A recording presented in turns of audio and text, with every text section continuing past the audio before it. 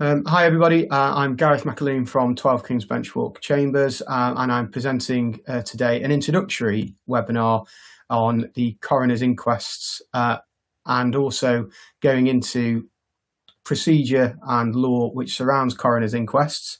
The purpose of the talk is really as a basic introduction to the coroner's court and coronial law. And in respect to that, really what we're going to be covering is the sort of things that you can anticipate to see in the course of an inquest, from when an inquest opens all the way through to when it concludes, and then what happens after an inquest.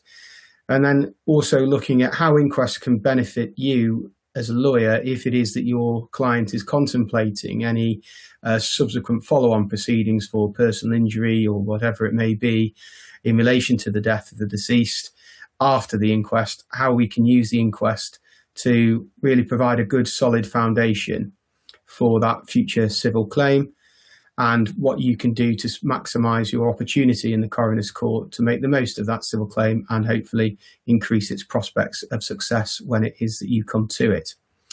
So that's the general purpose of the talk. As I say, this is an introductory level talk, so I'm going to be quite basic. I'm going to try and keep references to case law to a minimum wherever I can, really just so we can allow the discussion just to ease everybody into what to expect in the coroner's court.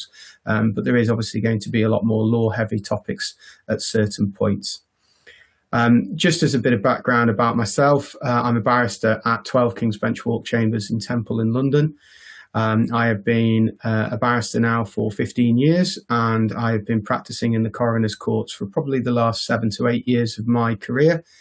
It's one of my biggest practice areas, and I represent both families of the deceased and also other entities who have been assigned interested person status by the court.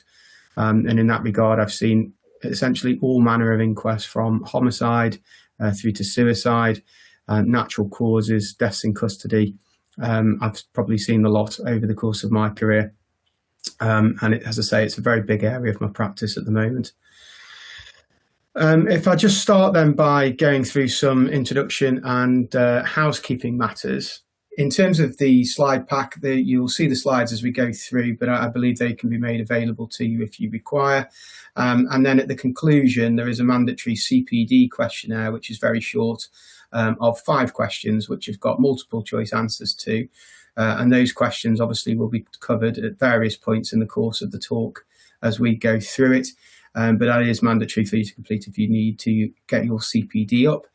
And then, of course, if there's any future questions that you've got arising out of this, you can feel free to contact me directly. If you go onto my Chamber's website, you'll see my email address on there.